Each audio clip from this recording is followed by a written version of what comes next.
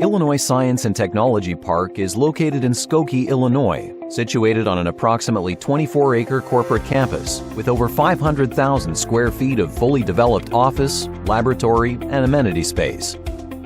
The park represents one of the Chicago area's premier life science and technology campuses.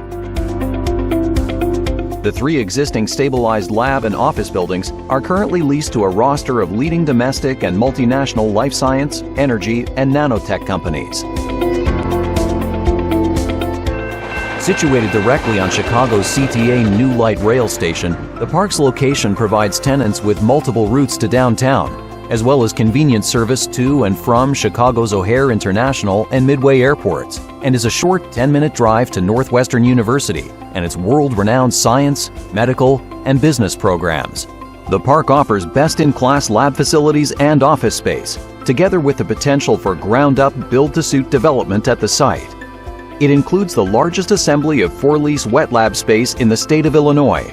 Illinois Science and Technology Park is a high-profile, research-oriented campus, complete with a central quad and flexible buildings designed to accommodate demand from life science and technology users at various stages of the corporate life cycle, from startup to Fortune 500.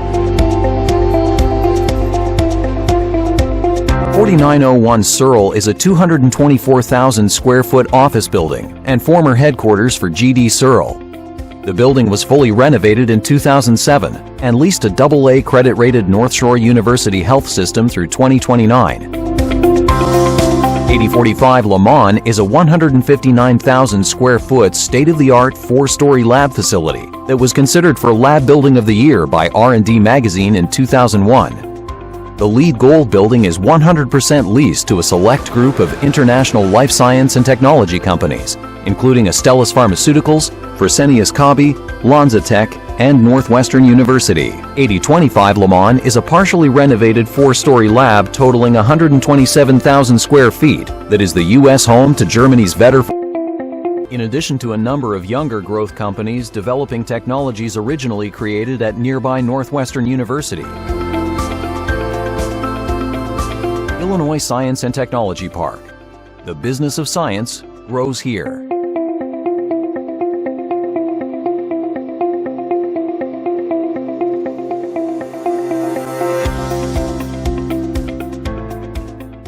At Exicure, we brought together some of the most brilliant minds in nanotechnology, in digital drug design, in genomic medicine, and we have created a path for drug development which ultimately is going to radically change the way we think about making and testing drugs to impact human health.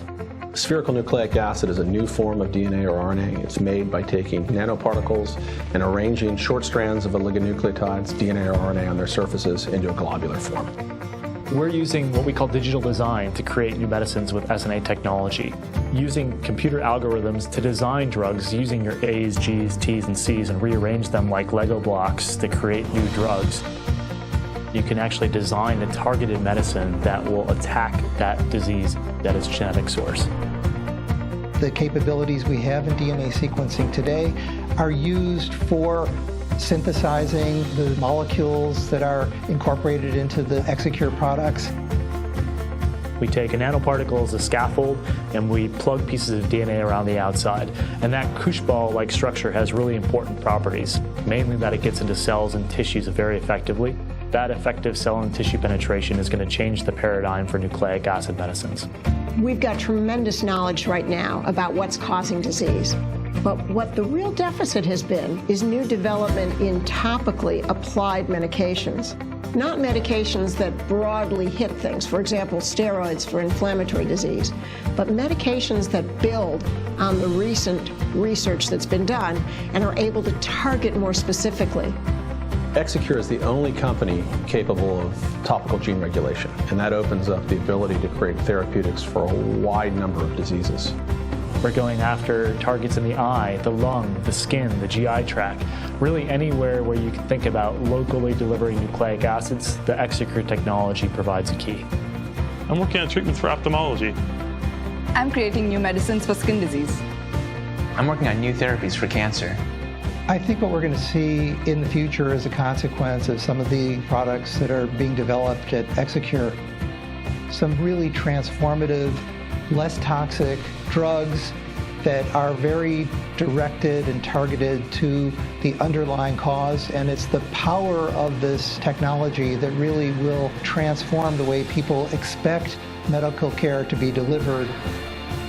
What we're really hoping to do is change the paradigm for how drugs are developed. At Exicure, we're leveraging the knowledge of not only the Human Genome Project, but those that have been developing nucleic acid therapies now for over 20 years. That radically changes the timelines and the costs by which we can develop new drugs. Ultimately, what that means is that we can bring them to patients in need much, much faster and much more effectively. Welcome, everybody, to the Illinois Science and Technology Park. We're immensely proud of this, and we have a very special guest today. He's not a stranger to Skokie. If there's anybody in the state of Illinois who understands the value of science and technology, it's our governor. Last year, he campaigned on a platform of investing and reinvesting in education, science, technology, and economic development. You know, as we stand here in a science and technology park, I'm reminded that we often don't toot our own horns here in Illinois enough. And some of you may not, I like to think of all the superlatives that one can say about the state that people don't often know about our state. So I'm going to just repeat a couple of them and tell you we added one yesterday. But let me start with, we're the second largest producer, this state, of computer science degrees in the entire nation. That's a big deal, but you don't hear people talk about it enough. We're the fourth largest producer of business degrees in the entire nation in Illinois, and we're the fifth largest producer of data scientists in the nation. That sets us up for success going forward, and it's a big deal, and people should pay attention to it. But yesterday we had one more addition to that, and that was that 1871, the incubator, the technology incubator in Chicago, was named the #1 private business incubator in the entire world. Yeah, it's a big deal, right here in our state. You know, Illinois is a hub of commerce and transit, not just for this nation, but for the global economy.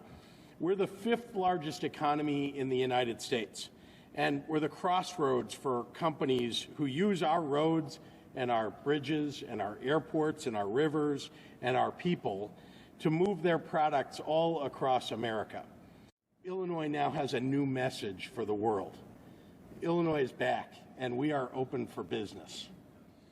There's still work ahead, it's clear. We have a lot to do. But together we can build a state that truly serves as a beacon for families and businesses and good-paying jobs. I know that this community's future is bright, and I'm very happy to be here today to celebrate its future with all of you. I just wanted to say thank you so much for coming to our community to help us highlight the strengths of Rebuild Illinois, the vision behind it, and why we were so incredibly proud to support it and fight for it. And how fitting that you are here at the Skokie Technology Park, which is all about innovation and development. And as the governor said, as we look forward to finding new ways, innovative solutions to address some of our most intractable problems, we are thrilled, proud, and excited to kick it off right here in Skokie at the Science and Technology Park, where all of you are working hard every day to bring new ideas to strengthen our communities. So thank you so much, Governor, for being here. We look forward to partnering with you in the days, weeks, months ahead to continue to rebuild Illinois from the ground up. And I also want to thank him for bringing our state together.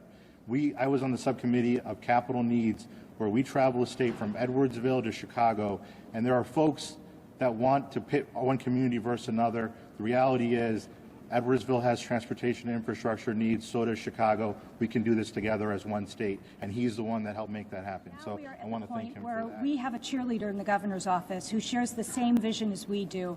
We want to rebuild Illinois. We want to make Illinois a destination state. And with this legislation, not only are we fixing our roads and our bridges, but we are looking at the state with a moral compass. And we are improving our universities, our human services. We're making sure that our K through 12 education is there so our students can thrive. Announcement. And it's really great that Mr. Gluck and American Landmark made this, the Illinois Science and Technology Park available to us to have this announcement. This Science and Technology Park is a hub for innovators that encourages the expansion and growth of trailblazing industries and houses some of the largest lab space in the state of Illinois. This place that we are at today represents the future of economic growth for both the state of Illinois and downtown Skokie. And I'm so excited that the governor is here today in Skokie to partner with us.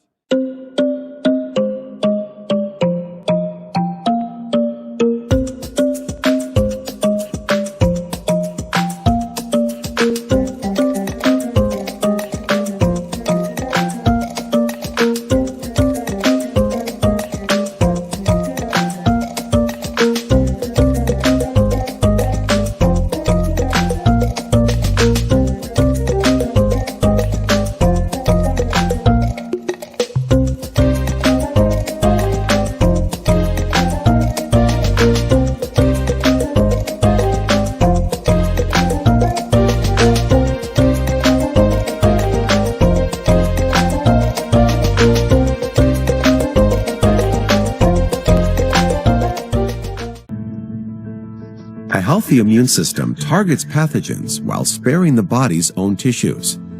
In autoimmune disease, such as multiple sclerosis, the immune system misidentifies the body's own cells, causing a self-perpetuating cycle of immune cell recruitment and inflammation. Healthy tissues come under attack, causing disease.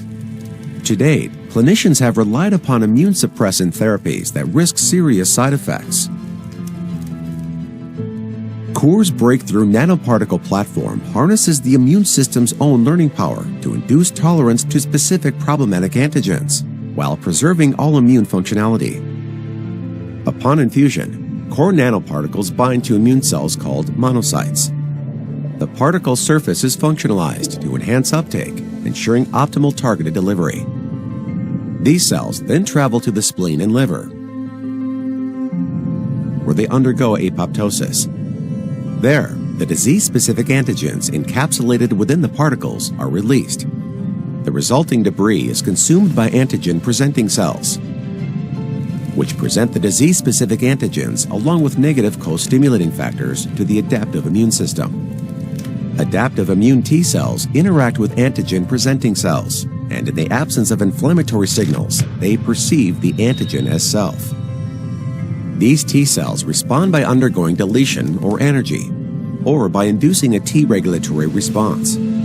T regulatory cells then migrate to sites of disease, where they continually downregulate the immune response in the presence of the disease-specific antigen. By harnessing the immune system's built-in learning and regulatory pathways, Cour nanoparticle technology can reprogram the immune system, providing clinicians with a breakthrough approach to treating autoimmune disease.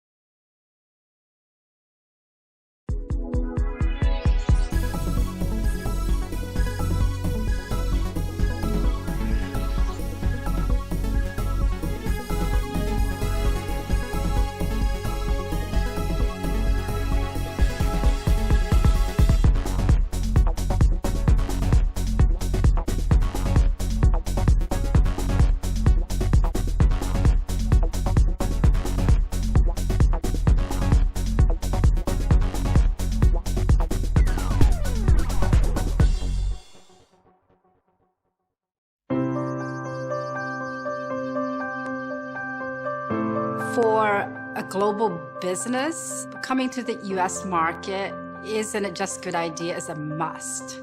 Makes no sense to go anywhere else.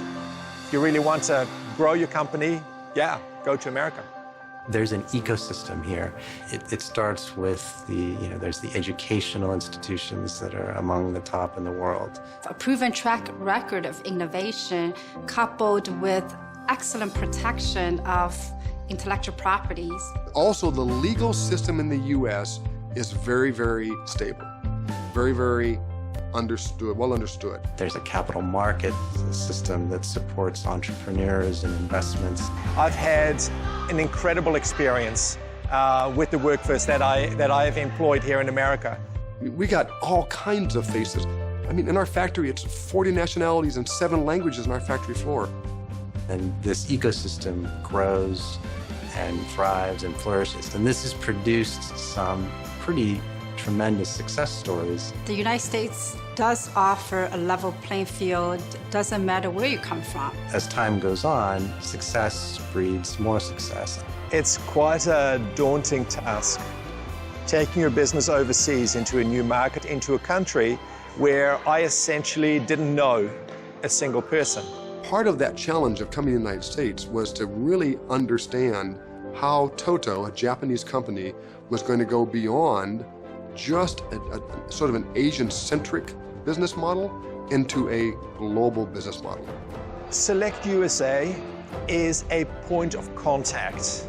The access that companies have at the summit to the highest level of the federal government, plus all of the state and local agencies. For us, it was an unparalleled opportunity to access all of the people in one place, and we need to make our transition to the U.S. easier. That's the biggest mistake that I made, is I can do this myself. There are folks you can come talk to that will give you a sense of confidence that by putting a footprint here on the ground, we'll find success. In New Zealand, I have been in the rock climbing market for 20 years, and I got to 3 locations. Here in America, I was open for 1 year, and we were moving into the franchising model. That is really what America does, so quick. As you think about the innovation that you have in your company, if you can bring that innovation and integrate it into the entrepreneurial spirit of the United States and grow your business, you have the opportunity to really gain some significant market share. This is the land of opportunity and freedom. Step into it, engage, you're going to find an opportunity to find success, because if you can make it here, you can make it anywhere.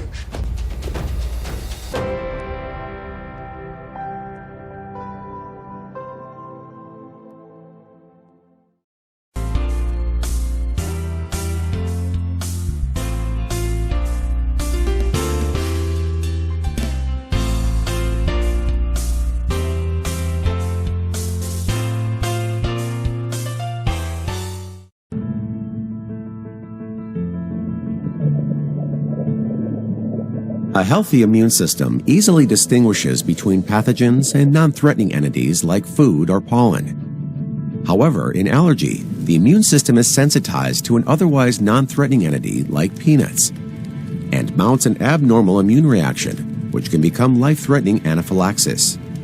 To date, clinicians have relied upon immune-suppressing therapies or desensitizing strategies with limited results, which do little to limit the risk of the deadliest reactions.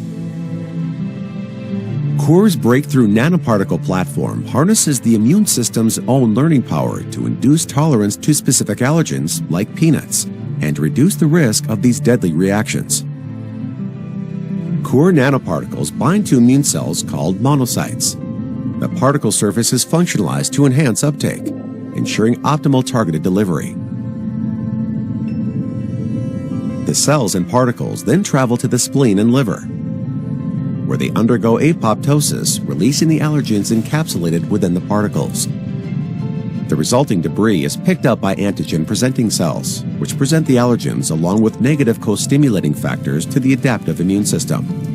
adaptive immune T cells interact with the antigen-presenting cells. And in the absence of inflammatory signals, they reprogram the immune system to no longer identify the allergen as a threat. These T cells are reprogrammed through deletion or energy, or by inducing a T regulatory response. T regulatory cells are long-lived and continually downregulate immune reactions despite the presence of an allergen like peanuts. By harnessing the immune system's built-in learning and regulatory pathways, Cour nanoparticle technology can reprogram the immune system, providing clinicians with a breakthrough approach to treating allergy.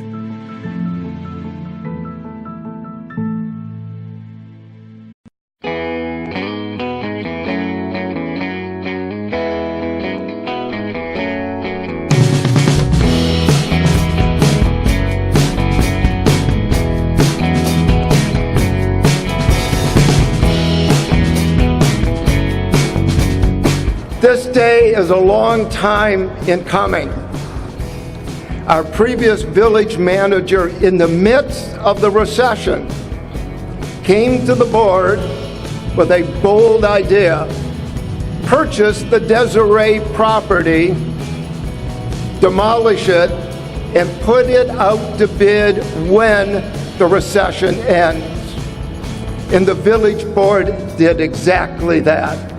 This project has involved the entire community. At the beginning of it, we sent out 6,000 letters to the community, inviting them to a series of open houses at which the developer and the village displayed what our vision for this property was. As I look out here today, I see the leaders of this community, as well as the active participants that are residents here that love this village. We put together a team of terrific people that have really worked together to make 8000 North a reality.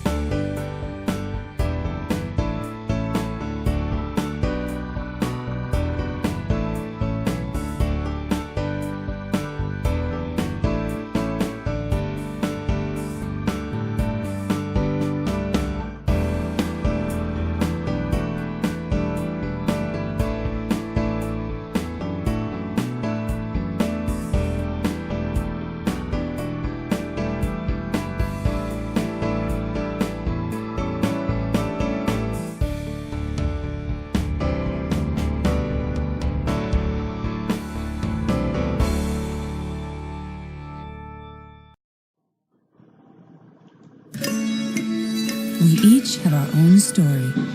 It's what makes us human. The plot's been set, but has it been set in stone? What if you could change the ending? Make it better.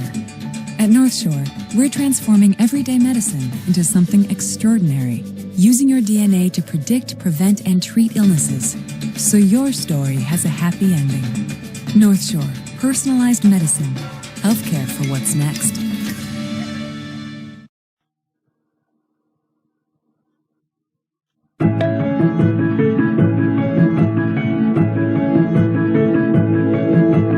It's a very special day. It's really the first day that a plane has flown with 5 tons of recyclable fuel on board. So it'll make an enormous difference to the amount of carbon that goes up into the Earth's atmosphere. We identified LanzaTech as a really cool, innovative company to do business with. And I've described it to many others as actually the coolest form of recycling that I could come up with. Taking carbon waste gases from manufacturing plants and using them to power an airplane. I just think it's fantastic. Essentially what we've done is we've captured waste emissions from a steel mill, recycled those, converted them into ethanol specifically, and then take that ethanol and convert it onto jet fuel. It's science fiction, but today.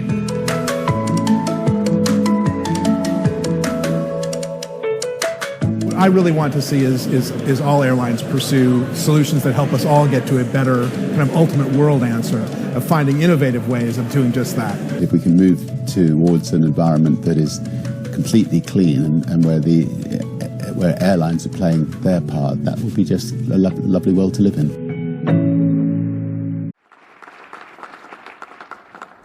Skokie welcomes everyone.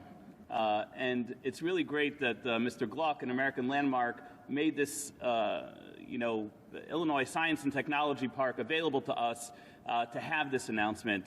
This Science and Technology Park is a hub for innovators that encourages the expansion and growth of trailblazing industries and houses some of the largest lab space in the state of Illinois.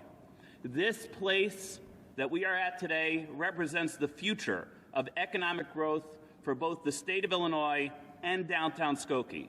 And I'm so excited that the governor is here today in Skokie to partner with us.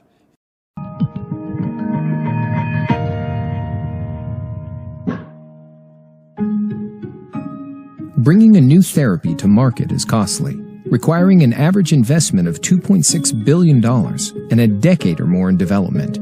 Rarely is the path to the patient a straight line. Challenges arise with circumstances that are often out of our control. Outsourcing is almost always a necessity. In fact, the majority of biotechnology companies turn to small, niche CROs, attracted by a low price tag. But failure to consider a provider's scientific depth and experience can prove to be an expensive mistake. Consider, for example, the impact of inadequate scientific input, critical deviations due to inexperience, failure to satisfy regulatory requirements, and inaccurate reporting. Add in the complexity of coordinating multiple vendors, and suddenly, you're not meeting your milestones. Having to repeat a study can cost as much as $100,000 to $200,000 and push your timelines out 3 to 6 months. Each day your drug is delayed in getting to market can result in an estimated loss of $1 million in revenue. Your choice of partner is one of the most critical decisions you can make, and one that shouldn't be driven by price alone. Consider the ultimate cost savings in working with an experienced, full-service CRO that can design and execute an integrated program, one that offers a deep network of scientific expertise and more capabilities than all your niche vendors combined. Consider the advantages of having one provider to oversee all of your studies and keep your development on track. Meet your milestones, stay in budget, and deliver your drugs to the patients who need them. Partner with Charles River.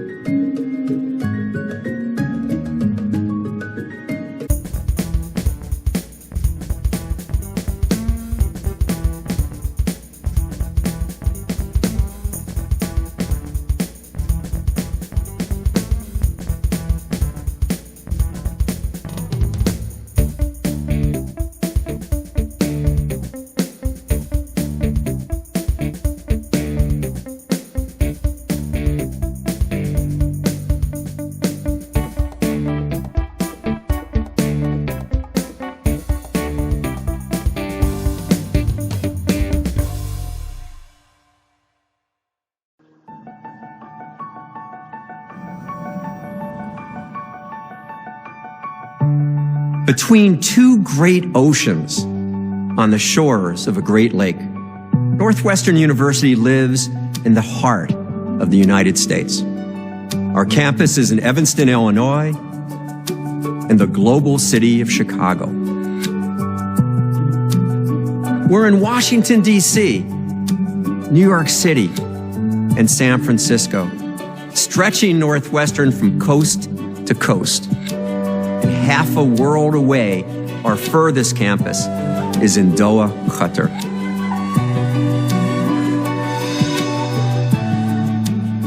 Some people think Northwestern is an unusual name for a university based in the middle of the United States, but we don't think of it as a compass point. We think of it as a starting point that can take you in whatever direction you choose. A Northwestern direction could be an exploration into the smallest building blocks of life, or an adventure out to the furthest reaches of the universe. A Northwestern direction is a multi-dimensional journey filled with unexpected intersections and surprising twists and turns. No two Northwestern directions are the same, although their paths may sometimes cross. Like when economic research informs educational policy for kids,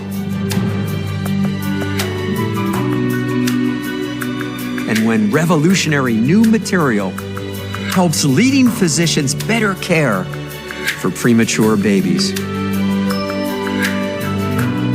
And when the study of signals in the brain meets the study of ancient texts to help us understand the human mind. Northwestern unites people in a common mission: increasing human knowledge, evolving human understanding, and improving human lives. Here, we're studying and shaping economic policy. We're bringing surgical care and trauma prevention to India and Nepal. And we're working in the arts and humanities because creativity inspires the imagination and enriches our lives. Across latitude and longitude, Northwestern sends our best students, faculty, and researchers out into the world. From artistic collaborations in formerly isolated nations to teaching the power of journalism in a post-apartheid society, to advancing the rule of law and the cause of human rights in communities with minimal resources. We also welcome in the brightest minds from every corner of the planet to our community of scholarship and learning. As a professor, I experience firsthand the potential of our students brought together from far and wide. As a researcher, I see powerful opportunities for investigation and discovery. And as president, my mission is to enable the entire Northwestern family to continue making the world a better place. Each of us in a unique way, each of us taking a distinct Northwestern direction.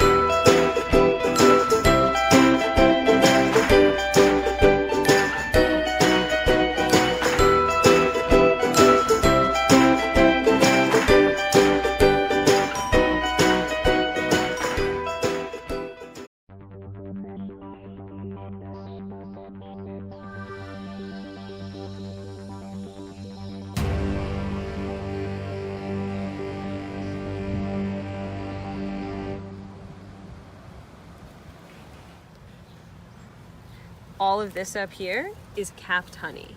And so underneath is that nectar, that shiny thing that they're collecting from different flowers and things around us. And then once it gets to a specific water content, they're actually going to cap it over, and that is the honey that we know and love. Okay. Good.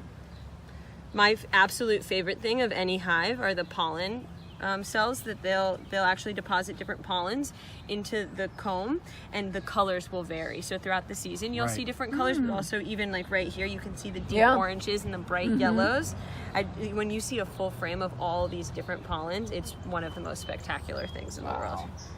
Almost better than a full frame of honey, if that's possible. And so we just look on both ends to make sure that the queen isn't here. It looks like on this side over here, you'll see some future bees. And so inside of this, we call it capped brood, there's actually larvae that's forming into bees. During the Discover the World of Bees workshop, it's one of my favorite things. We go through every stage of the bee's life cycle, including the pre-bee. And so if you can notice also, right in these little pockets, you'll see some white. And that's actually larva before it gets capped over. Neat. And how long before they hatch? It takes 21 days. 21 days. So it starts as an egg. You can see some eggs. I'm sorry if you don't have the right light. Yeah. Oh, that really small grain. Right. And then eventually goes through all of the phases until it's a capped cell. And then one day they'll emerge. We'll see if we can find any that are about to pop out. That's one of the greatest things to see. Yeah.